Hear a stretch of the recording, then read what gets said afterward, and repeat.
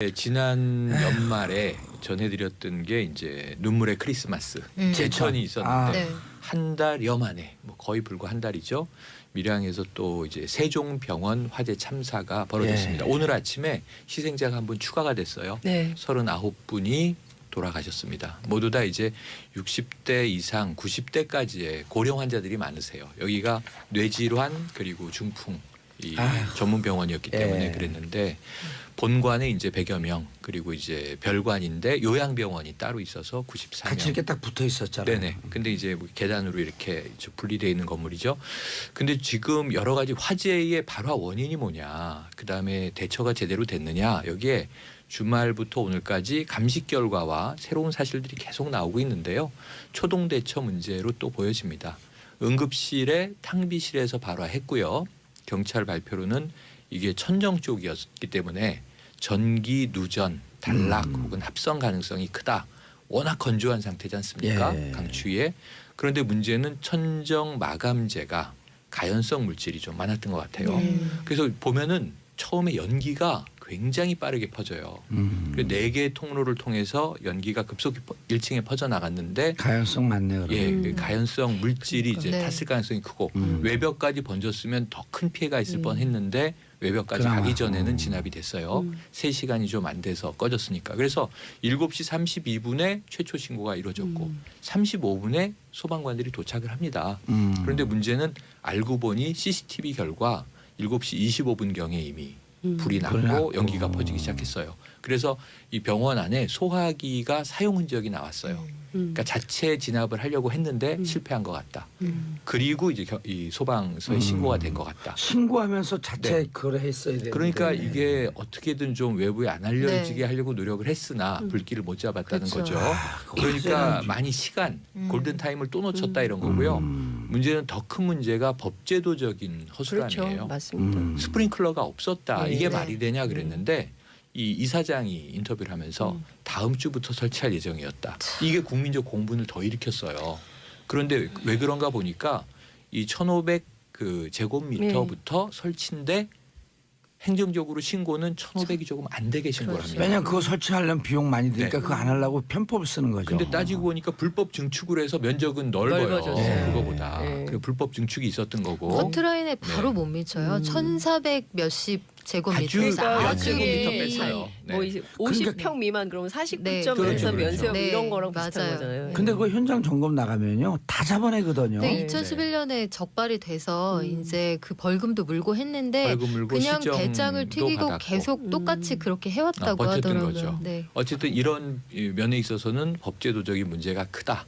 이게 이제 그러니까 확인이 제가 된 보기에는 거고. 이게 2009년에 이명박 정부 때 규제 완화가 굉장히 많이 그때 이제 서민 주거 뭐 생활 안정화 해가지고 필로티. 그렇죠. 필로티하고 필로티 구조, 그다음에 드라이비트 드라이비트 공법을 허락해주고 스프링클러 없어도 되고 뭐 이렇게 했다는 네. 것이 결국엔 이게 그 이런 원인이 되는 거예요. 그러니까 그때 이렇게 막 불법적으로 했던 것이 불법도 아니죠. 그러니까 규제를 완화했던 것이 결국에는 지금 화가 돼가지고 이렇게 돌아오는 건데 지금 보면 2015년에 법을 바꿔가지고 그 몇 가지 드라이비트 같은 거는 아예 못 쓰게 만들었어요. 네. 문제는 그 전에 지어진 이 건물들에 대해서 어떻게 할 거냐에 대한 해법이 필요한 것 같아요. 드라이비트는 일견 보게 되면 약간 대리석처럼 보이고요. 그렇죠. 근데 그게 스티로폼이에요. 스티로폼이죠. 스티로폼 압축해 놓은 거기 때문에 확 타는. 1층에서 불이 붙으면 5층까지 가는데 말 그대로 3시간에 번져요.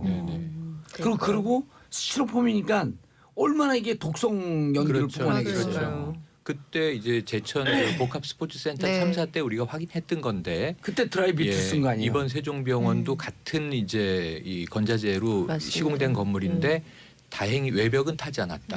근데 이게 다행이라는 용어를 쓸 수가 없는 게 결과적으로는 사망자가 너무 많기 많죠. 때문에 이게 내부에서만 불이 났지만 1, 2층에서 다수 사망자. 1층 단열재가 그 다 스티로폼으로 돼 있어서 뭐 처음에 불이 붙고 나서는 어떻게 할 방법이 없었다 하더라고요. 그러니까 화재 당일날 그 이사장 인터뷰가 아주 정상적인 규격품을 뭐 마감재로 썼다.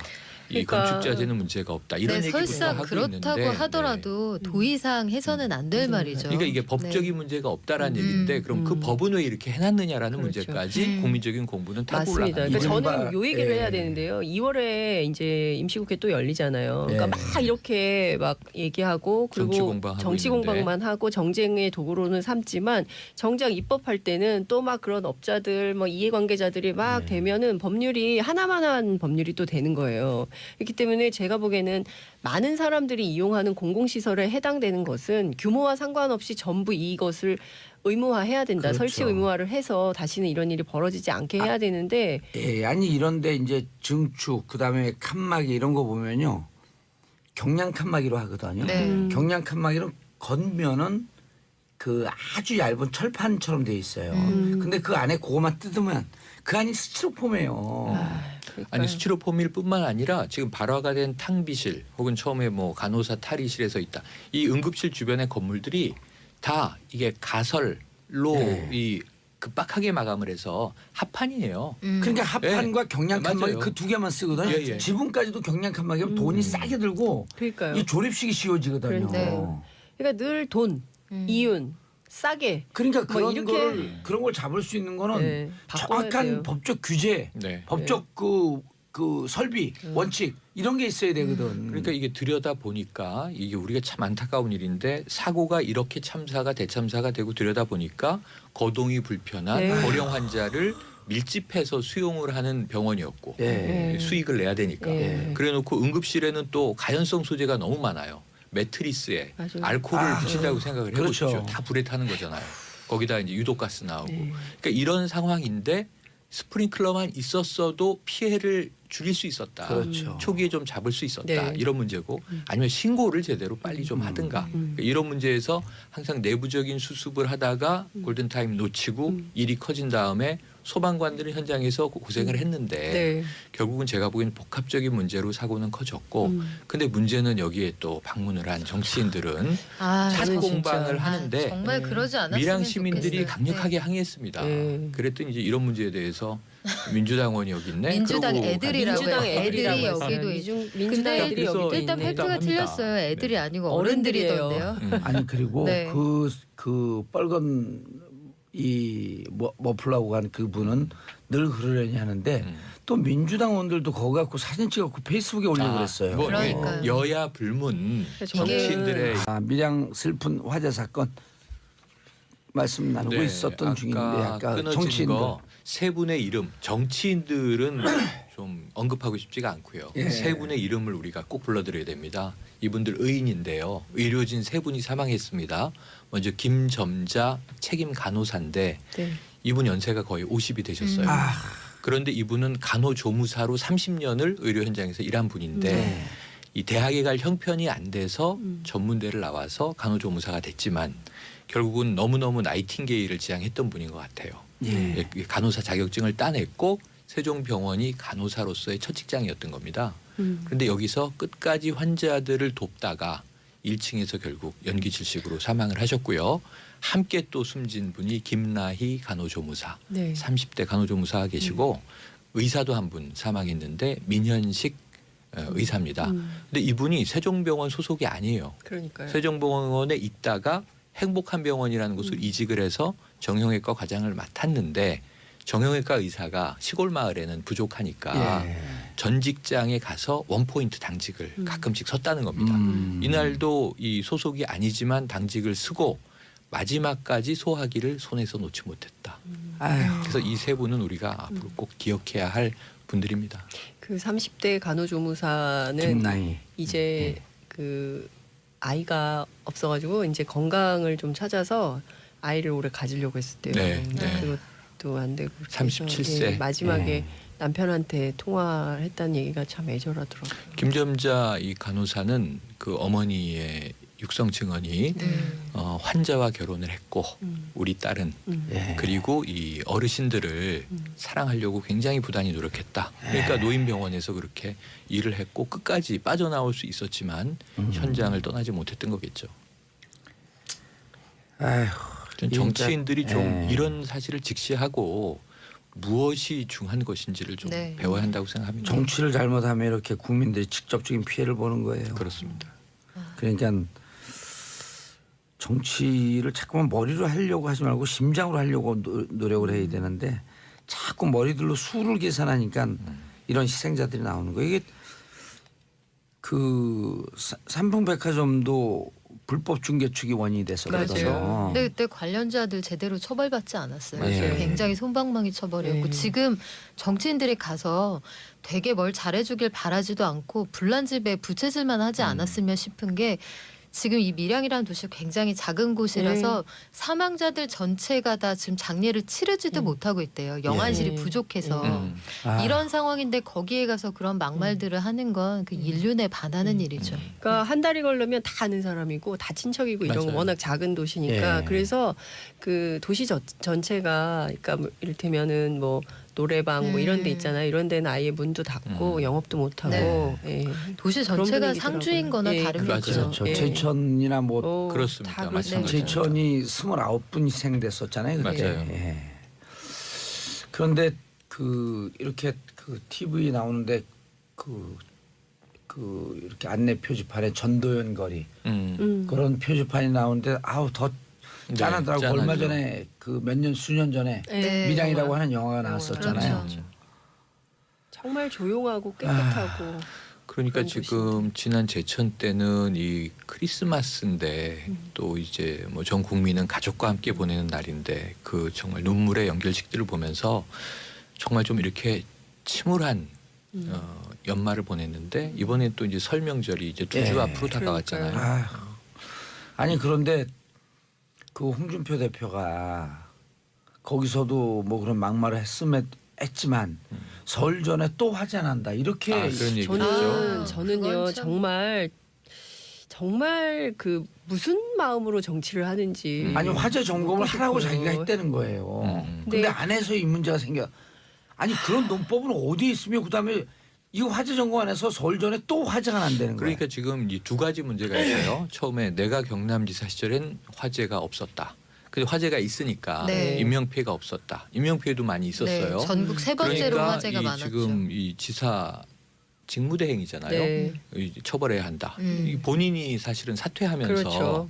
이 사퇴 시점을 보궐선거를 미뤄서 못하게 만들어서 지금 직무대리 네. 형태로 6월 지방선거까지 가야 되잖아요. 그렇습니다. 그러니까 어찌 보면 이게 정말 저는 정치인이 자기가 일말의 책임이 없어도 가면 저는 고개 직업 숙이고 윤리만도 있었으면 네, 좋겠어요. 죄송합니다. 직업 윤리. 예. 국민 여러분 사죄드립니다 해야 예. 되는 건데 어떻게 이렇게 남 탓을 많이 하시는지 그러니까 저는 깜짝깜짝 놀랍니다. 정말 그 국민들께서 이번에 야 정말 너무하다.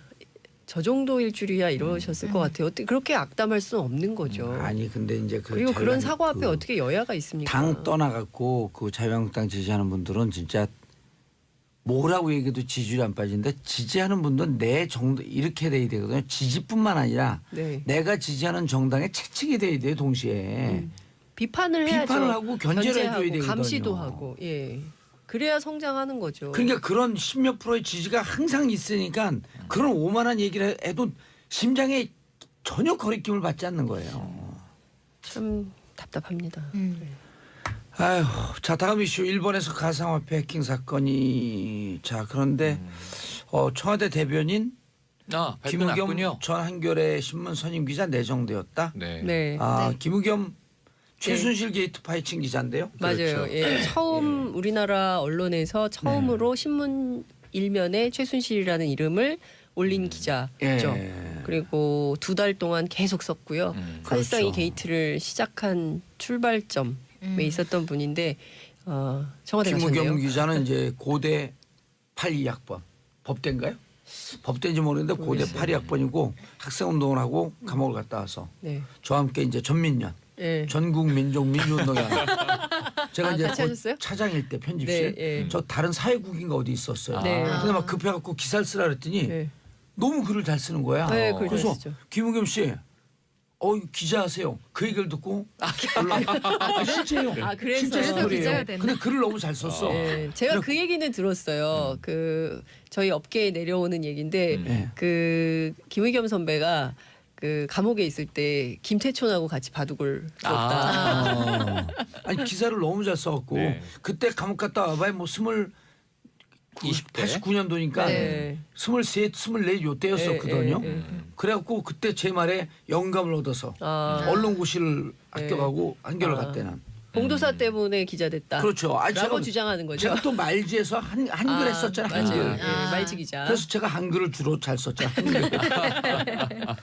김우겸 기자 내정됐는데요. 잘 됐으면 좋겠습니다. 한겨레 신문은 그때 막 그 회사에다 얘기하지 않고 대변인 내정됐다고 그런 기사 나가고 네. 바로 한겨레 신문을 사직했죠. 맞아요. 바로 사직한 것은 아니고요. 네. 이제 당시에 논란이 좀 됐고 후배들이 그래도 우리가 이렇게 하면 안 되는 거 원치 아니냐라는 않았죠. 후배들이 좀 비판이 있어서 예. 있다가 제가 알기로 문화부 뭐 이렇게 좀 계시다가 그러다가 얼마 안 있어서 그만두신 걸로 알고 있습니다. 예. 김우겸 기자는 이렇게 숫자석에 앉으면 제 말의 양은 제 50분의 1을 해요. 여기는 오로지 글로서만 얘기하는 사람이에요. 근데 대변인은 말을 많이 해야 되는데. 아니 근데 이제 말이 묵직하죠. 네. 말수가 많지는 않지만 실수하지 않는 말. 네. 아마 청와대 기자들이 일하기는 좋을 거예요. 왜냐하면 대변인이 사실 기자하고 똑같이 일을 해야 돼요. 그렇죠. 취재를 네. 해서 청와대 내부를 취재를 해서 얘기를 해줘서 팩트를 팩트 전해주고. 체킹을 네. 해주고 그 다음에 그걸 가지고 사실상 뭐라 그래야 될까 그 대변인이 어떻게 브리핑하느냐 그리고 어떤 각으로 어떻게 그렇지. 논점을 잡아주느냐에 따라서 기사 많이 쓰기가 달라져요. 편해지죠. 예. 그렇죠. 예. 그리고 또 취재하기도 쉽고요.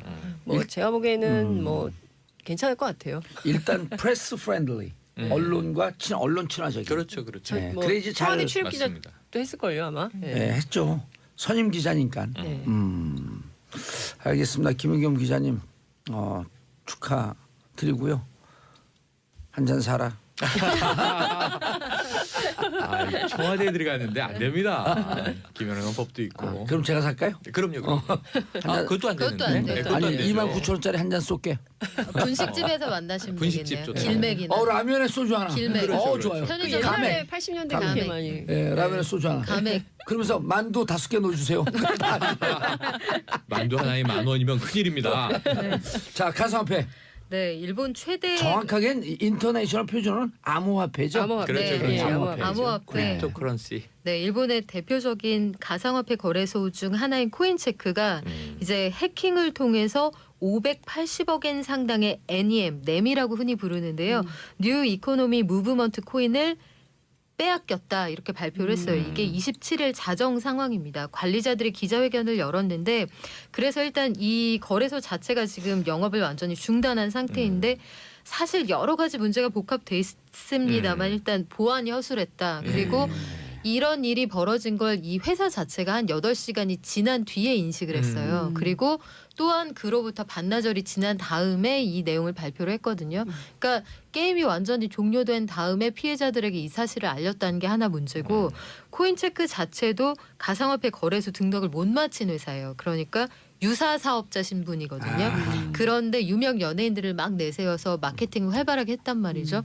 그리고 지금 이게 우리 돈으로 계산을 하면 한 5천억 원이 넘는 돈이 네. 지금 피해액으로 잡혀 있는데 일단 회사 측에서는 우리 돈 가지고 다 물어주겠다 이런 입장을 그렇게 밝혔어요. 밝혔죠. 그래서 우리가 가지고 있는 보유분을 제외하면 고객들에게 돌려줘야 되는 돈이 한 460억엔 그러니까 한국 돈으로 4,500억 원 정도 되는데 우리가 이거 다 현금으로 물어주겠다고 했지만 역시 퀘스천 마크가 자금력이 확인되지 않았거든요. 물어준다고 하고 물어주지 못하면 이 회사 파산하고 피해자들 그렇죠. 돈은 공중분해되는 그렇죠. 상황이잖아요. 해서 이것 때문에 그럼 한국은 괜찮냐 이런 문제의식도 지금 예. 굉장히 확산되고 있는 상황입니다. 예, 한국의 피해자. 대표적인 곳 몇 군데가 있는데 네. 네. 보안 상태를 정부에서 이런 걸 점검해야 돼요. 그렇죠. 그렇죠. 근데 허술해요. 예상대로 뭐 지난번에도 왜 거래가 한참 막 상종가를 친데 거래가 안 됐다느니 뭐 이런 것들이 많았잖아요. 그런데 관련 약관을 보니 만에 하나 우리나라에서 이렇게 대규모 해킹이 벌어진다. 그러면 글쎄 투자자들이 정말 피해 보상을 받을 수 있을까 이거 좀 요원해 보이는데요. 일단 4개 가상 통화 거래소의 이용 약관을 봤더니 해킹을 당했을 때 투자자들에게 물어주겠다고 명시한 곳 한 군데도 없어요. 와. 일단 코인원이라는 회사의 경우에는 제3자가 불법적으로 회사 서버에 접속해서 발생하는 손해에 대해서는 면책 조항을 기재를 해놨어요. 우리 책임 아니다. 어머. 우리 어허. 어쩔 수 없다. 그리고 야, 이거 심각하다. 코인원. 우리나라에서 거래량이 가장 많은 회사가 업비트라는 거래소거든요. 업비트 다음에서 그 그렇죠. 카카오에서 투자한 음. 회사죠. 이 회사도 그 만약에 디도스 공격이나 뭐 여러 가지 그 인터넷 센터 장애, 기간 통신 사업자의 회선 장애 등으로 발생하는 손해가 있다면 어떠한 책임도 지지 않는다. 이 내용이 약관에 들어 있습니다. 이거 분명히 알아둬야 예, 되는데, 나아가서는 빗썸, 코빗의 경우에는 아예 관련 규정에 대한 언급 자체가 없어요. 그러니까 이런 상황에 대한 인식 자체가 없다는 얘기인데 이거 자체도 문제고 공정위가 불공정 약관으로 들여다볼 수 있는 소지가 다분하죠. 근데 너희들은 대체 정체가 뭐냐에 대한 정의가 돼 있지 않기 때문에 상황이 좀 복잡해요. 이게 예. 이 전자상거래 업체냐 아니면 금융회사냐. 네. 전자상거래 업체죠. 그러니까 현재는. 너희들은 대체 정체가 뭐냐 여기에서부터 사실 정부가 가름반을 좀 타줘야 됩니다. 그래야 관련 법적, 제도적 그 근거 규정들이 마련될 수 있고요. 오늘 이 약관과 관련된 내용은 오늘자 한겨레 신문에 보도된 내용입니다. 그런데 지난번에 이제 일시 정지했었잖아요. 네. 그리고 이제 내일 모레서부터 그 본인 실명 확인된 사람에 한해서 가상 계좌를 네. 가상 계좌를 이제 오픈하는데 네. 정부에서 가장 발빠르게 움직여야 되는 게 지금 공정위에서 네. 약관에 대해서 그 다음에 이렇게 해킹됐 약관에 대한 규정, 네. 해킹에 대했을 때 당했을 때 회사의 책임성 이런 걸 좀 빨리 해야 되거든요. 왜냐하면 어마어마한 수익들을 거래 수익을 올리고 있어요. 네. 그럼 제가 지난번에 이 방송이나 다른 방송에서도 얘기했는데 거래 수익의 일정 정도를 보험을 들든지 아니면 이런 그 그렇죠. 지급 위기 보증이 상황에 돼야죠. 지급 보증에 네. 대한 네. 규정이 있을 때만이 그렇죠. 이 거래소를 운영할 수 있다라고 하는 이 규정을 공정위가 법제화되기 전에 먼저 치고 들어가 줘야 돼요. 그래서 저희가 몇 차례에 걸쳐서 그 비트코인 얘기할 때 계속 말씀드렸던 게 정부도 그 고민을 안 하는 게 아닌데 그렇게 해버리면 너희들은 제도권의 아이들이구나 이렇게 인정하는 인정하는 셈이 것처럼. 돼서 저희가 그래서 항상 전제로 깔았던 것이 아버지를 아버지라고 부를 수 있어야 이 문제의 답이 나온다고 그럼요. 말씀드렸잖아요. 그러니까 그런데 존재하고 있다는 걸 인정해야 돼요. 일본 사례를 네. 보세요. 지금 26만 명이 피해자예요. 그러니까요. 한 일개 업체가 해킹을 하룻밤 당했는데 26만 명이 5천억 이상을 날립니다. 이거는 사회적으로 얼마나 큰 피해예요. 그런데 이것을 수습할 수 있는 방책이 없다. 이거는 더 심각하잖아요. 그러니까 우리나라에서 계속 말씀드리지만 거래소라고 우리가 부르고 있지만 거래소가 없다니까요. 아니니까. 거래소 그러니까요. 없고 중개 사설 중개 업체만 있는 거라니까요. 그러니까 인터넷 쇼핑몰이라고 생각하시면 돼요. 그렇죠. 인터넷 쇼핑몰에서 해킹이 된 거예요. 큰 돈을 주고 코인을 사고 있다 이렇게 근데 이해하셔야 어쨌든 돈이 되죠. 오가고 있기 때문에 네. 이게 이 코인이 돈이냐 아니냐는 논란은 차치하고 예. 실제 돈을 넣고 있기 때문에 네. 이게 거래가 맞다고 친다면 공정한 거래의 내용을 정부가 보호해야 되는 것은 네. 마땅하고 네. 일정 규격을 네. 등록제 내지는 인허가 정도로 해서 네. 거래소의 규범을 정부가 갖춰주는 노력까지 네. 해줘야 된다. 맞아요. 그러니까 이거를 현재 존재하고 있는 거 하루에요. 그 천억 단위도 넘고 하루에 막 조 단위가 거래되고 그렇죠. 그렇죠. 그렇죠. 그렇게 현실로 되고 있는데 6조까지 갔었죠. 되고 있는데 여기에서 피해 볼 것을 먼저 고민을 해줘야 돼요. 맞는 그러니까 정부가 말씀이에요. 그러면 규제 또는 이 제도적 보완 그리고 불법적인 자금 거래가 있다면 확인해서 저기 조치한다라고 한 것은 잘한 조치인 거네요. 그러면. 그 제대로 한 거죠. 적극적으로. 그거는. 네. 근데 이제 그렇죠. 그게 그렇죠. 정말 발빠르게 움직여야 돼. 왜냐하면 전 세계 최고의 해커들이 네. 다 지금 이 그 가상화폐, 암호화폐 거래소에 총 집결하고 있어요. 맞아요. 네. 맞아요. 그렇죠. 근데 이게 네. 금요일 날 얼마나 이게 또 불감증이 있냐면 금요일 밤에 이게 터졌잖아요. 네. 근데 다시 금방 회복됐죠. 금요일 밤에 했는데 네. 그래갖고 우려한 거예요. 전 세계적으로 가상화폐가 폭락할 것이다 그런데 몇 시간 정도 좀 내려가더니 다시 그냥 원적으로 쭉쭉 올라가고 있어요. 이 정부가 시장 규모에 대한 인식과 우리가 방파제 역할을 해줘야 되는 건 분명히 알아줘야 하는 게 이게 세계 시장 규모가 6천억 달러 규모예요. 그러면 지금 우리 돈으로 한 650조 원 정도 그렇죠. 되나요? 그러니까 이 시장에서 한국인들이 얼마나 활약을 하고 있습니까? 그렇죠. 그러니까 이 현재의 상황을 좀 23%. 그렇죠. 직시할 20% 필요가 가 있어요. 넘어가죠. 네. 예. 어쨌든 알겠습니다. 그래서 정부에서 빨리 음. 만에 하나 in case of 아니에요 영어로 네. 이런 상황에 대비해서 그런 것을 이걸 그러면 우리가 무슨 그 합법적으로 인정하냐 이 고민할 때가 아니에요 지금은. 적극적으로 방어에 나서야 될 때네요. 선배 그뭐 전반적으로 정부가 생각하고 있는 건 그래요. 자금 세탁을 방지하는 게 이 시장에서 먼저라고 보는 것 같아요. 네. 일단 30일부터 가상화폐 거래 실명제가 예정대로 시행이 그렇죠. 되고요. 그리고 가상화폐 거래를 취급하는 은행에 이제 1,000만 원 넘는 돈을 넣거나 빼는 경우에 이거 좀 이상하다 하면 바로 보고하게 돼 있고요. 네. 이거 그 세금 탈루의 의혹이 있다 그러면 바로 관련 기관에 통보를 하게 돼 있는 이 시스템을 마련하기로 했습니다. 그리고 지금 얘기했던 일본에서 이게 2014년도 이미 일본에서 네. 해킹 사건이 있었거든요. 그렇죠. 그러니까 해킹으로부터 늘 자유롭지 못한 곳이에요. 전 세계 이미 한국에서도 코스닥 그 거래량을 넘어섰단 네. 말이에요. 그러니까 지금 이게 비트코인 하나로만 볼 문제도 아니고 그럼요. 그리고 그냥 뭐 쉽게 봐서 넘길 문제가 절대 아니에요. 피해자를 구제 그 보호할 수 있는. 네, 네. 제도적 장치가 자, 필요할 지금 뿐. 카톡하고 있는 최원 평론가님 평창 소식 전해 주시죠. 카톡이 아니고 지금 세종병원 관계자들이 출국 금지가 됐다는 속보가 떠서 네. 그거 보고 계신 거예요? 병원에 이제 비리 그- 문제가 그 터진 것 같아요. 소식이 카톡으로 온 거 아니에요? 아니요. 그래요? 지금 속보. 속보가 떴습니다. 미안합니다. 연합에서. 톡하러 왔네. 네. 자, 평창 퀴즈 드릴게요. 예. 평창 며칠 남았습니까? 9일 날 하죠. 9일 날 네, 하니까 2월 9일. 11일 전 평창보다 남았죠. 11일. 포토라인이 평창을 언제 포토라인 했을까? 그게 아니지. 그거 아닙니다. 어이치. 평창. 자, D-10일. D-10일 11일 후에 네. 이제 개막입니다. 그렇죠. 그 카운트 다운이에요, 이제. 이번 네. 주부터. 이번 예. 주가 1월 끝나고 내일 모레면 맞아, 2월로 접어듭니다. 맞아요. 예. 제가 퀴즈 또 예. 저도 퀴즈. 네. 돌발 퀴즈. 네. 돌발 질문. 아이, 무서워. 평창 주제가 평창 주제가 평창 예. 올림픽의 주제가 예. 손에 손 잡고 손에 없지 않아요? 없지 않아요? 네. 없을 리는 없다. 기쁘다 평화오셨네. 이거 좀 이제 가짜 뉴스인 것 같습니다만 네. 확인해서 가짜- 알려드리기로 하고요. 기쁘다 교황이- 평화오셨네. 기부 저기 뭐야 그 교황님께서 예. 가짜 뉴스는 사탄이라는 그래요? 나 자. 목이 안 좋아서 사탕 먹어야 돼.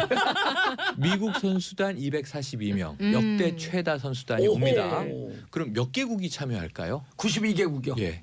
소치가 최대 참가였는데 88개국. 88개국이었으니까 역대 최대 동계올림픽입니다. 예.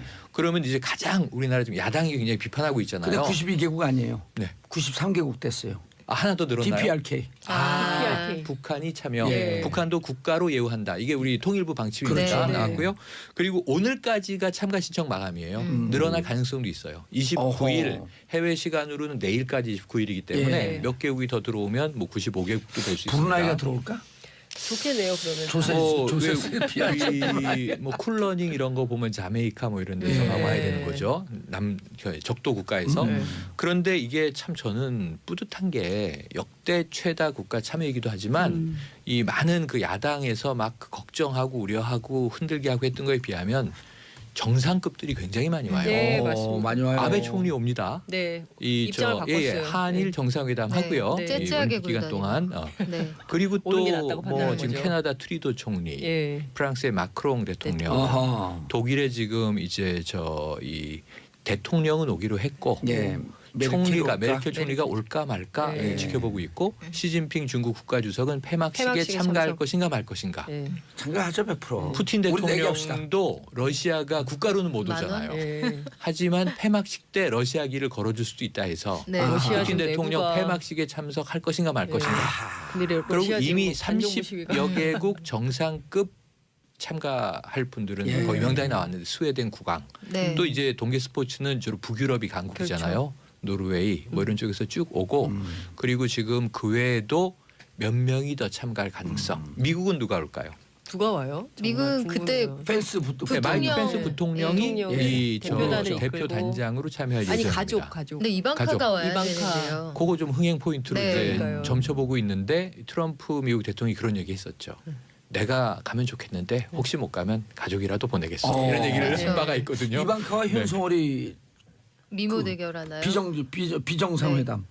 아 비정상회담 특정 프로그램 홍보 같은데요. 아니 비정치회담인데 우리 네. 거는 왜냐면 둘이 네. 만나갖고 그럼 네. 그 기사가 되는 아니 거거든요. 그래서 저는 그동안 이제 너무 북에 우리가 네. 저희 뭐 과잉 의존이다 그랬는데 저는 과잉 언론 노출이라고 봐요. 예. 1박 2일을 그렇게 중계해 주는 경우가 어디 있어요? 맞아요. 그러니까 그것도 조준호에서 예. 제일 앞장서갖고 그게 뭐라고 네. 그냥 실무적으로 이 저 시설 확인하러 온 건데 달랑 5군데 들리고 간 건데 전부 부정적인 보도가 네. 줄을 이었고요. 그럼 뭐 그렇게 그리고, 의상이 저는 별로 관심 없었어요. 아니 그러니까요. 그리고 어느 제가 방송 갔더니 누구 그 패널이 야 그 백이 네. 2,500만 원짜리 에르메스 아니라고 아니, 그런. 예. 아니 그거래요. 그래서 에르메스가 부인했죠. 예. 우리가 근데 아니라고. 아니, 설사 예. 그렇다고 하더라도 제가 그 사람한테 그랬어요. 그게 개인일 것 같아요. 그렇죠. 북이 북한은- 그것을 공동으로 구매해놓고 체제 세팅해서. 선전용으로 하는 거예요. 이미 그렇죠. 체제 경쟁에서 진 나라한테 뭐가 그렇게 신경이 쓰여요? 그러니까요. 나는. 예. 예? 그 개인일 수가 없어요. 그러니까 네. 아마 그럼요. 만들어서 이미 그러니까 아마 옷도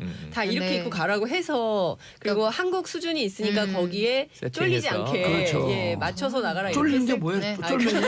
아, 죄송합니다. 네. 최대한 후달리지 포커 않게. 페이스. 그러니까. 아니 그래서 이 네. 제가 왜 이런 얘기를 규모 얘기를 드린 거냐면 네. 전 세계가 모이는 축전이에요. 스포츠 동계 스포츠 대제전인데 북도 거기에 이제 1개 참가국입니다. 네. 그 정도로 우리가 보면 되고 그리고 아니, 저는 그 같은 말에 민족이니까 그 말에 노회찬 의원이 말이 제일 재밌어요. 네. 아니 평양에 무슨 컴플렉스 있어요? 그러더니 그럼 평양냉면하고 함흥냉면도 다 규제했죠. 그런데 이제 맞아요. 단일 팀에 대해서 절차적으로 좀 성급하여 네. 2030 세대가 이 공정성에 좀 이제 문재인 대통령의 지지율이 떨어지는데 요소로 작용했다 이런 분석이 오늘 나오고 있어요. 예. 그건 좀 청와대도 네. 겸허히 그럼요. 들여다보겠다 그랬고요. 어쨌든 어제부터 여자 아이스하키 단일 팀은 훈련이 시작됐습니다. 그렇죠. 근데 사진 나온 거 보니까요 너무 훈훈해요. 둘이 얘기하고 그리고 현정아가 91년도 현정아 예, 저 되게 리브니 선수하고. 그 감동적이었어요. 네. 반지 얘기 예, 아, 그런 거. 그만지 전해줬죠. 예, 근데 아마 같이 하고 나면 확 아니 달라질 현영 거예요. 감독하고 2번 만나서 얘기를 나눠봤는데 예. 자, 이 리분희 선수가 네. 내려올 가능성도 점쳐지고 있어서 그러면 만나실 겁니까? 그러니까 진짜 눈물 날 꼭 것 만날 것이다. 반드시 만날 드라마죠. 것이다. 이렇게 얘기를 네. 하네요. 예. 어쨌든 기대가 강경민이 됩니다. 정치쇼를 듣는 건지 개그쇼를 듣는 건지 재밌어요. 이거는 오직 진행자 때문에 그런 거잖아요. 아이, 그래서 진행자를 그만두라고요? 네. 아니 열심히 하세요. 계속하세요. 자, 네. 하세요. 계속하세요. 자, 법제화되기 전에 먼저 치고 들어가 줘야 돼요. 그래서 저희가 몇 차례에 걸쳐서 그 비트코인 얘기할 때 계속 말씀드렸던 게 정부도 그 고민을 안 하는 게 아닌데 그렇게 해버리면 너희들은 제도권의 아이들이구나 이렇게 인정하는 인정하는 셈이 것처럼. 돼서 저희가 그래서 항상 전제로 깔았던 것이 아버지를 아버지라고 부를 수 있어야 이 문제의 답이 나온다고 말씀을 그럼요. 드렸잖아요. 그러니까 그런데 존재하고 있다는 걸 인정해야 돼요. 일본 사례를 네. 보세요. 지금 26만 명이 피해자예요. 그러니까요. 한 일개 업체가 해킹을 하룻밤 당했는데 26만 명이 5천억 이상을 날립니다. 이거는 사회적으로 얼마나 큰 피해예요. 그런데 이것을 수습할 수 있는 방책이 없다. 이거는 더 심각하잖아요. 그러니까 우리나라에서 계속 말씀드리지만 거래소라고 우리가 부르고 있지만 거래소가 없다니까요. 아닌데. 거래소 그러니까요. 없고 중개 사설 중개 업체만 있는 그러니까 거라니까요. 그러니까 인터넷 쇼핑몰이라고 생각하시면 돼요. 그렇죠. 인터넷 쇼핑몰에서 해킹이 된 거예요. 큰 돈을 주고 코인을 사고 있다 이렇게 근데 이해하셔야 어쨌든 돈이 되죠. 오가고 있기 때문에 네. 이게 이 코인이 돈이냐 아니냐는 논란은 차치하고 예. 실제 돈을 넣고 있기 때문에 네. 이게 거래가 맞다고 친다면 공정한 거래의 내용을 정부가 보호해야 되는 것은 네. 마땅하고 네. 일정 규격을 네. 등록제 내지는 인허가 정도로 해서 네. 거래소의 규범을 정부가 갖춰주는 노력까지 네. 해줘야 된다. 맞아요. 그러니까 이거를 현재 존재하고 있는 거 하루에요. 그 천억 단위도 넘고 하루에 막 조 단위가 거래되고 그렇죠. 그렇죠. 그렇죠. 그렇게 현실로 되고 있는데 6조까지 갔었죠. 되고 있는데 여기에서 피해 볼 것을 먼저 고민을 해줘야 돼요. 맞는 그러니까 정부가 말씀이에요. 그러면 규제 또는 이 제도적 보완 그리고 불법적인 자금 거래가 있다면 확인해서 저기 조치한다라고 하는 것은 잘한 조치인 거네요. 그러면. 그 제대로 한 거죠. 적극적으로. 그거는. 네. 근데 이제 네. 그게 그렇죠. 정말 발빠르게 움직여야 돼. 왜냐하면 전 세계 최고의 해커들이 네. 다 지금 이 그 가상화폐, 암호화폐 거래소에 총 집결하고 있어요. 맞아요. 네. 맞아요. 그렇죠. 근데 이게 네. 금요일 날 얼마나 이게 또 불감증이 있냐면 금요일 밤에 이게 터졌잖아요. 네. 근데 다시 금방 회복됐죠. 금요일 밤에 했는데 네. 그래갖고 우려한 거예요. 전 세계적으로 가상화폐가 폭락할 것이다 그런데 몇 시간 정도 좀 내려가더니 다시 그냥 원쪽으로 쭉쭉 올라가고 있어요. 이 정부가 시장 규모에 대한 인식과 우리가 방파제 역할을 해줘야 된다는 건 분명히 알아줘야 하는 게 이게 세계 시장 규모가 6천억 달러 규모예요. 그러면 우리 돈으로 한 650조 원 정도 그렇죠. 되나요? 그러니까 이 시장에서 한국인들이 얼마나 활약을 하고 있습니까? 그렇죠. 그러니까 그렇죠. 이 현재의 상황을 좀 23%. 그렇죠. 직시할 20% 필요가 있어요. 넘었죠. 네. 예. 어쨌든 알겠습니다. 그래서 정부에서 빨리 음. 만에 하나 in case of 아니에요. 영어로. 네. 이런 상황에 대비해서 그런 것을 이걸 그러면 우리가 무슨 그 합법적으로 인정하냐 이 고민할 때가 아니에요 지금은. 적극적으로 방어에 나서야 될 때네요. 선배 그뭐 전반적으로 정부가 생각하고 있는 건 그래요. 자금 세탁을 방지하는 게 이 시장에서 먼저라고 보는 것 같아요. 네. 일단 30일부터 가상화폐 거래 실명제가 예정대로 시행이 그렇죠. 되고요. 그리고 가상화폐 거래를 취급하는 은행에 이제 1,000만 원 넘는 돈을 넣거나 빼는 경우에 이거 좀 이상하다 하면 바로 보고하게 돼 있고요. 네. 이거 그 세금 탈루의 의혹이 있다 그러면 바로 관련 기관에 통보를 하게 돼 있는 이 시스템을 마련하기로 했습니다. 그리고 지금 얘기했던 일본에서 이게 2014년도에 이미 일본에서 네. 해킹 사건이 있었거든요. 그렇죠. 그러니까 해킹으로부터 늘 자유롭지 못한 곳이에요. 전세 이미 한국에서도 코스닥 그 거래량을 넘어섰단 네. 말이에요. 그러니까 지금 이게 비트코인 하나로만 볼 문제도 아니고 그럼요. 그리고 그냥 뭐 쉽게 봐서 넘길 문제가 절대 아니에요. 피해자를 구제 보호할 수 있는. 네, 네. 제도적 장치가 자, 필요해 지금 보입니다. 카톡하고 있는 최근 평론가님 평창 소식 전해 주시죠. 카톡이 아니고 지금 세종병원 관계자들이 출국 금지가 됐다는 속보가 떠서 네. 그거 보고 계신 거예요? 병원에 이제 비리 그- 문제가 그 터진 것 같아요. 소식이 카톡으로 온 거 아니에요? 아니요. 그래요? 지금 속보. 속보가 떴습니다. 미안합니다. 연합에서. 톡하러 왔네. 네. 자, 평창 퀴즈 드릴게요. 예. 평창 며칠 남았습니까? 9일 날 하죠. 9일 날 네, 하니까 2월 9일. 11일 전 평창보다 남았죠, 11일. 포토라인이 평창을 언제 포토라인 했을까? 그게 아니지. 그거 아닙니다. 어이치. 자, D-10일. D-10일 11일 후에 네. 이제 개막입니다. 그렇죠. 그 카운트다운이에요, 이제. 이번 네. 주부터. 이번 예. 주가 1월 끝나고 내일 모레면 맞아, 2월로 접어듭니다. 맞아요. 예. 제가 퀴즈 또 예. 저도 퀴즈. 네. 돌발 퀴즈. 네. 돌발 질문. 아이, 무서워. 평창 주제가 평창 주제가 평창 올림픽의 주제가 예. 손에 손 잡고 손에 가서 없지 않아요? 없지 않아요? 네. 없을 리는 없다. 기쁘다 평화오셨네. 이거 좀 이제 가짜 뉴스인 것 같습니다만 네. 확인해서 가짜- 알려드리기로 하고요. 기쁘다 교황님- 평화오셨네. 기부 저기 뭐야 그 교황님께서 예. 가짜 뉴스는 사탄이라는 그래요? 나 자. 목이 안 좋아서 사탕 먹어야 돼. 미국 선수단 242명, 음. 역대 최다 선수단이 오호. 옵니다. 그럼 몇 개국이 참여할까요? 92개국이요. 예. 음. 소치가 최대 참가였는데 88개국이었으니까 역대 최대 동계올림픽입니다. 예. 그러면 이제 가장 우리나라 지금 야당이 굉장히 비판하고 있잖아요. 근데 92개국 아니에요. 네. 93개국. 맞습니다. 제천이 29분 희생됐었잖아요. 그때. 맞아요. 예. 그런데 그 이렇게 그 TV 나오는데 그 이렇게 안내 표지판에 전도연 거리 그런 표지판이 나오는데 아우 더 네, 짠하더라고. 짠하죠. 얼마 전에 그 수년 전에 네. 밀양이라고 하는 영화가 나왔었잖아요. 그렇죠. 정말 조용하고 깨끗하고 그러니까 그런 지금 지난 제천 때는 이 크리스마스인데 또 이제 뭐 전 국민은 가족과 함께 보내는 날인데 그 정말 눈물의 연결식들을 보면서 정말 좀 이렇게 침울한 연말을 보냈는데 이번엔 또 이제 설 명절이 이제 두 주 예. 앞으로 다가왔잖아요.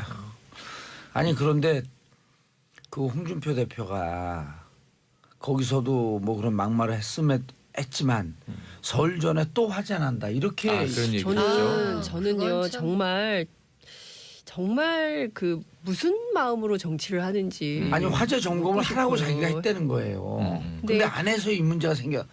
아니 그런 논법은 어디에 있으며 그다음에 이 화재 점검 안에서 설 전에 또 화재가 난다는 거예요. 그러니까 지금 이 두 가지 문제가 있어요. 처음에 내가 경남지사 시절엔 화재가 없었다. 근데 화재가 있으니까 네. 인명 피해가 없었다. 인명 피해도 많이 있었어요. 네, 전국 세 번째로 그러니까 화재가 이 많았죠. 지금 이 지사 직무대행이잖아요. 네. 이 처벌해야 한다. 음. 이 본인이 사실은 사퇴하면서 그렇죠. 이 사퇴 시점을 보궐선거를 미뤄서 못하게 만들어서 지금 직무대리 네. 형태로 6월 지방선거까지 가야 되잖아요. 그렇습니다. 그러니까 어찌 보면 이게 정말 저는 정치인이 자기가 일말의 책임이 없어도 가면 저는 고개 숙이고 직업윤리만도 있었으면 네, 좋겠어요. 죄송합니다. 직업윤리. 예. 국민 여러분 사죄드립니다 해야 예. 되는 건데 어떻게 이렇게 남 탓을 많이 하시는지 그러니까 저는 깜짝깜짝 놀랍니다. 정말 그 국민들께서 이번에 야 정말 너무하다. 저 정도일 줄이야 이러셨을 것 같아요. 어떻게 그렇게 악담할 수는 없는 거죠. 아니 근데 이제 그리고 그런 사고 앞에 어떻게 여야가 있습니까? 당 떠나갖고 그 자유한국당 지지하는 분들은 진짜 뭐라고 얘기해도 지지율이 안 빠지는데 지지하는 분들은 내 정당 이렇게 돼야 되거든요. 지지뿐만 아니라 네. 내가 지지하는 정당에 채찍이 돼야 돼요 동시에. 비판을 해야죠. 비판을 하고 견제를 해줘야 견제하고 되거든요. 감시도 하고. 예. 그래야 성장하는 거죠. 그러니까 그런 10몇 프로의 지지가 항상 있으니까 그런 오만한 얘기를 해도 심장에 전혀 거리낌을 받지 않는 거예요. 참 답답합니다. 아유, 자 다음 이슈 일본에서 가상화폐 해킹 사건이 자 그런데 청와대 대변인 김우겸 김우겸 전 한겨레 신문 선임 기자 내정되었다. 네. 네. 김우겸 최순실 게이트 파헤친 기자인데요. 맞아요. 그렇죠. 예. 처음 우리나라 언론에서 처음으로 신문 일면에 최순실이라는 이름을 올린 기자죠. 예. 그리고 2달 동안 계속 썼고요. 사실상 그렇죠. 이 게이트를 시작한 출발점에 있었던 분인데 청와대 김우겸 가셨네요. 기자는 이제 고대 82학번 법대인가요? 법대인지 모르겠는데 고대 모르겠어요. 82학번이고 학생운동을 하고 감옥을 갔다 와서 네. 저와 함께 이제 전민련 예. 전국 민족 민주운동에 제가 이제 같이 하셨어요? 차장일 때 편집실 네, 예. 저 다른 사회국인가 어디 있었어요. 네. 근데 막 급해갖고 기사를 쓰라 그랬더니 네. 너무 글을 잘 쓰는 거야. 네, 글 그래서 잘 쓰죠. 김우겸 씨, 기자하세요. 그 얘기를 듣고 실제요. 그래서 실제 스토리예요. 기자가 됐네. 근데 글을 너무 잘 썼어. 네, 제가 그 얘기는 들었어요. 그 저희 업계에 내려오는 얘기인데 네. 그 김의겸 선배가 그 감옥에 있을 때 김태촌하고 같이 바둑을 뒀다. 아니 기사를 너무 잘 써갖고 네. 그때 감옥 갔다 와봐야 뭐 20대? 89년도니까 네. 23, 24 요때였었거든요. 네, 네, 그래갖고 그때 제 말에 영감을 얻어서 언론고시를 합격하고 한겨레 갔대는. 봉도사 때문에 기자 됐다. 그렇죠. 아니, 라고 제가- 주장하는 거죠. 제가 또 말지에서 한글 했었잖아요. 맞아요. 한글. 예, 말지 기자. 그래서 제가 한글을 주로 잘 썼잖아요. 김우겸 기자 내정됐는데요. 잘 됐으면 좋겠습니다. 한겨레 신문은 그때 막 그 회사에다 얘기하지 않고 대변인 내정됐다고 그런 기사 나가고 네. 바로 한겨레 신문을 사직했죠. 맞아요. 바로 사직한 것은 아니고요. 네. 근데 당시에 논란이 좀 됐고 후배들이 그래도 우리가 이렇게 하면 안 되는 거 원치 아니냐라는 않았죠. 후배들이 좀 비판이 있어서 예. 있다가 제가 알기로 문화부 뭐 이렇게 좀 계시다가 그러다가 얼마 안 있어서 그만두신 걸로 알고 있어요. 예. 김우겸 기자는 이렇게 숫자석에 앉으면 제 말의 양은 제 50분의 1을 해요. 여기는 오로지 글로서만 얘기하는 사람이에요. 근데 대변인은 말을 많이 해야 되는데. 아니 근데 이제 말이 묵직하죠. 네. 말수가 많지는 않지만 실수하지 않는 말. 네. 아마 청와대 기자들이 일하기는 좋을 거예요. 왜냐하면 대변인이 사실 기자하고 똑같이 일을 해야 돼요. 그렇죠. 취재를 네. 해서 청와대 내부를 취재를 해서 얘기를 해줘서 팩트를 팩트 전해주고. 체킹을 네. 해주고 그다음에 그걸 가지고 사실상 뭐라 그래야 될까 그 대변인이 어떻게 브리핑하느냐 그리고 어떤 각으로 어떻게 그렇지. 논점을 잡아주느냐에 따라서 기사 많이 쓰기가 달라져요. 편해지죠, 예. 그렇죠. 예. 그리고 또 취재하기도 쉽고요. 뭐 제가 보기에는 뭐 괜찮을 것 같아요. 일단 프레스 프렌들리 언론과 언론 친화적인. 그렇죠, 그렇죠. 네. 뭐 그래야지 잘 청와대 출입 기자도 맞습니다. 했을걸요 아마. 예. 네, 했죠.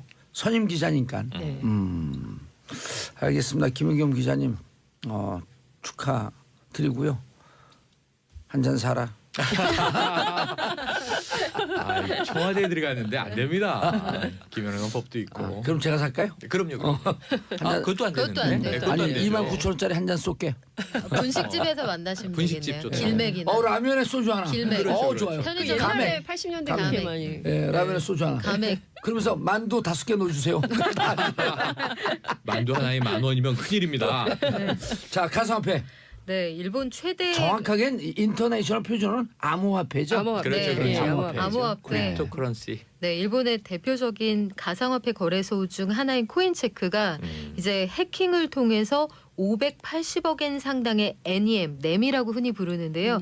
뉴 이코노미 무브먼트 코인을 빼앗겼다 이렇게 발표를 했어요. 이게 27일 자정 상황입니다. 관리자들이 기자회견을 열었는데 그래서 일단 이 거래소 자체가 지금 영업을 완전히 중단한 상태인데 사실 여러 가지 문제가 복합돼 있습니다만 일단 보안이 허술했다. 그리고 이런 일이 벌어진 걸 이 회사 자체가 한 8시간이 지난 뒤에 인식을 했어요. 그리고 또한 그로부터 반나절이 지난 다음에 이 내용을 발표를 했거든요.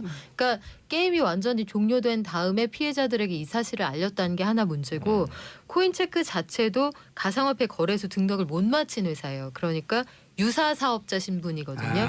그런데 유명 연예인들을 막 내세워서 마케팅을 활발하게 했단 말이죠. 그 지금 이게 우리 돈으로 계산을 하면 한 5천억 원이 넘는 돈이 네. 지금 피해액으로 잡혀 있는데 일단 회사 측에서는 우리 돈 가지고 다 물어주겠다 이런 입장을 밝혔어요. 밝혔죠. 그래서 우리가 가지고 있는 보유분을 제외하면 고객들에게 돌려줘야 되는 돈이 한 460억엔 그러니까 한국 돈으로 4,500억 원 정도 되는데 우리가 이거 다 현금으로 물어주겠다고 했지만 역시 퀘스천 마크가 자금력이 확인되지 않았거든요. 물어준다고 하고 물어주지 못하면 이 회사 파산하고 피해자들 그렇죠. 돈은 공중분해되는 그렇죠. 상황이잖아요.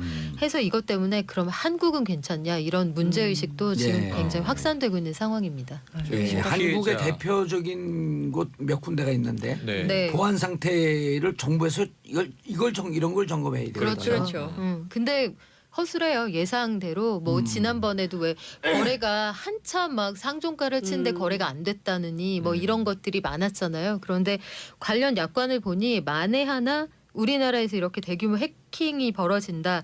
그러면 글쎄 투자자들이 정말 피해 보상을 받을 수 있을까 이거 좀 요원해 보이는데요. 일단 4개 가상통화 거래소의 이용 약관을 봤더니 해킹을 당했을 때 투자자들에게 물어주겠다고 명시한 곳 한 군데도 없어요. 와. 일단 코인원이라는 회사의 경우에는 제3자가 불법적으로 회사 서버에 접속해서 발생하는 손해에 대해서는 면책 조항을 기재를 해놨어요. 우리 책임 아니다. 어머. 우리 어허. 어쩔 수 없다. 그리고 야, 이거 심각하다. 코인원. 우리나라에서 거래량이 가장 많은 회사가 업비트라는 거래소거든요. 그 다음에서 그렇죠. 카카오에서 투자한 회사죠. 이 회사도 그 만약에 디도스 공격이나 뭐 여러 가지 그 인터넷 센터 장애, 기간통신 사업자의 회선 장애 등으로 발생하는 손해가 있다면 어떠한 책임도 지지 않는다. 이 내용이 약관에 들어 있습니다. 이거 분명히 알아둬야 예, 되는데, 나아가서는 빗썸, 코빗의 경우에는 아예 관련 규정에 대한 언급 자체가 없어요. 그러니까 이런 상황에 대한 인식 자체가 없다는 얘기인데 이거 자체도 문제고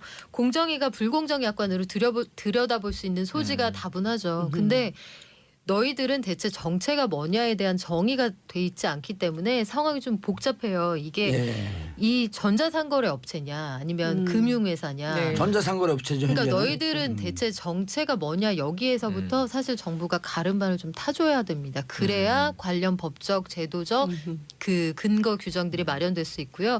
오늘 이 약관과 관련된 내용은 오늘자 한겨레 신문에 보도된 내용입니다. 그런데 지난번에 이제 일시 정지했었잖아요. 네. 그리고 이제 내일 모레서부터 그 본인 실명 확인된 사람에 한해서 가상 계좌를 네. 이제 오픈하는데 네. 정부에서 가장 발빠르게 움직여야 되는 게 지금 공정위에서 네. 약관에 대해서 그 다음에 이렇게 해킹됐 약관에 대한 규정, 네. 해킹에 대했을 때 당했을 때 회사의 책임성 이런 걸 좀 빨리 해야 되거든요. 왜냐하면 어마어마한 수익들을 거래 수익을 올리고 있어요. 네.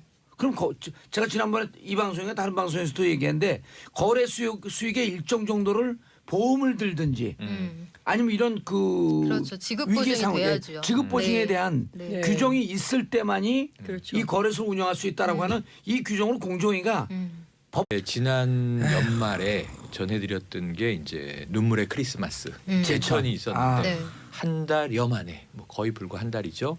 밀양에서 또 이제 세종병원 화재 참사가 벌어졌습니다. 예. 오늘 아침에 희생자가 한 분 추가가 됐어요. 네. 39분이 돌아가셨습니다. 모두 다 이제 60대 이상 90대까지의 고령 환자들이 많으세요. 여기가 뇌질환 그리고 중풍 이 아휴. 전문 병원이었기 때문에 예. 그랬는데 본관에 이제 100여 명 그리고 이제 별관인데 요양병원이 따로 있어서 94명. 같이 이렇게 딱 붙어 있었잖아요. 네네. 근데 이제 뭐 계단으로 이렇게 분리되어 있는 건물이죠. 근데 지금 여러 가지 화재의 발화 원인이 뭐냐, 그 다음에 대처가 제대로 됐느냐, 여기에 주말부터 오늘까지 감식 결과와 새로운 사실들이 계속 나오고 있는데요. 초동 대처 문제로 또 보여집니다. 응급실에 탕비실에서 발화했고요. 경찰 발표로는 이게 천정 쪽이었기 때문에 전기 누전, 단락 혹은 합성 가능성이 크다. 워낙 건조한 상태지 않습니까? 예. 강추위에. 그런데 문제는 천정 마감재가 가연성 물질이 좀 많았던 것 같아요.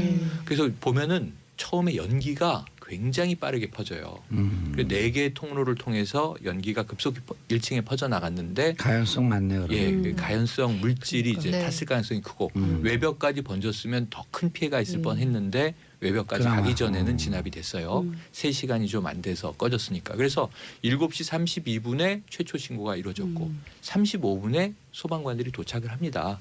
그런데 문제는 알고 보니 CCTV 결과 7시 25분경에 이미 불이 불이 났고 났고. 연기가 퍼지기 시작했어요. 그래서 이 병원 안에 소화기가 사용 흔적이 나왔어요. 그러니까 자체 진압을 하려고 했는데 실패한 것 같다. 그리고 이제 이 소방서에 신고가 된 것 같다. 신고하면서 자체 네. 그걸 했어야 되는데. 그러니까 이게 어떻게든 좀 외부에 안 알려지게 네. 하려고 노력을 했으나 불길을 못 잡았다는 그렇죠. 거죠. 그러니까 화재는 많이 시간, 골든 타임을 또 놓쳤다 이런 좀- 거고요. 문제는 더 큰 문제가 법제도적인 허술함이에요. 그렇죠. 맞습니다. 스프링클러가 없었다. 네. 이게 네. 말이 되냐 그랬는데 이 이사장이 인터뷰를 하면서 다음 주부터 설치할 예정이었다. 이게 국민적 공분을 더 일으켰어요.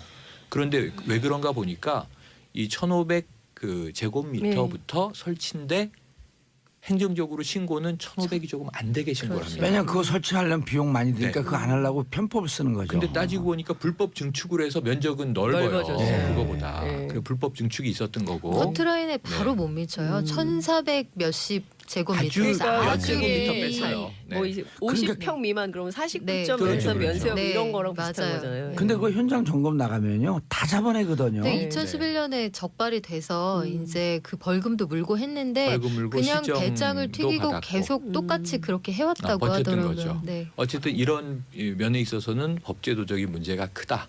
이게 이제 그러니까 확인이 제가 된 보기에는 거고. 이게 2009년에 이명박 정부 때 규제 완화가 굉장히 많이 그때 이제 서민 주거 뭐 생활 안정화 해가지고 필로티. 그렇죠. 필로티하고 필로티 그다음에 구조, 드라이비트 드라이비트 공법을 허락해주고 스프링클러 없어도 되고 뭐 이렇게 했다는 네. 것이 결국엔 이게 그 이런 원인이 되는 거예요. 그러니까 그때 이렇게 막 불법적으로 했던 것이 불법도 아니죠. 그러니까 규제를 완화했던 것이 결국에는 지금 화가 돼가지고 이렇게 돌아오는 건데 지금 보면 2015년에 법을 바꿔가지고 그 몇 가지 드라이비트 같은 거는 아예 못 쓰게 만들었어요. 네. 문제는 그 전에 지어진 이 건물들에 대해서 어떻게 할 거냐에 대한 해법이 필요한 것 같아요. 드라이비트는 일견 보게 되면 약간 대리석처럼 보이고요. 그렇죠. 근데 그게 스티로폼이에요. 스티로폼이죠. 스티로폼 압축해 놓은 거기 때문에 확 타는. 1층에서 불이 붙으면 5층까지 가는데 말 그대로 삽시간에 번져요.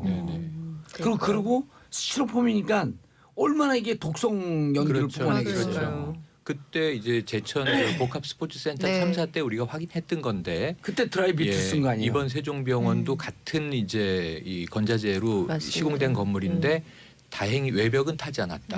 근데 이게 다행이라는 용어를 쓸 수가 없는 게 결과적으로는 사망자가 너무 많기 많죠. 때문에 음. 이게 내부에서만 불이 났지만 1, 2층에서 다수 사망자. 1층 단열재가 그 다 스티로폼으로 돼 있어서 뭐 처음에 불이 붙고 나서는 어떻게 할 방법이 없었다 하더라고요. 그러니까 화재 당일날 그 이사장 인터뷰가 아주 정상적인 규격품을 뭐 마감재로 썼다.